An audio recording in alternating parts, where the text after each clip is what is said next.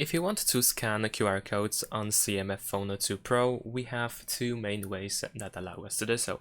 The first method is that we can use the camera.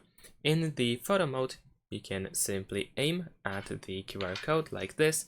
If you put it within the frame, you should be able to find this button in the middle of the QR code. So you can tap on this circle button in order to open the link in the browser.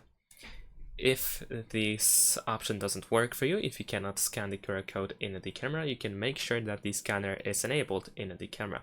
More precisely, tap on this arrow over here in the top right corner, and then we want to go to more settings, and over here you should be able to find the QR code scanner. Make sure that it is enabled.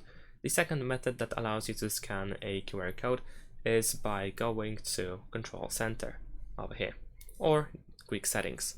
And then you should be able to find the scanner somewhere over here. In my case, it is in this place. So you can tap over here in order to open the scanner. And then you should be able to try to scan the QR code. And there we go. Over here, as you can see, we have this link that we can press open in order to open in our default browser. And that's it. Thanks for watching. Leave a like and subscribe to my channel, and see you in my next videos. Bye.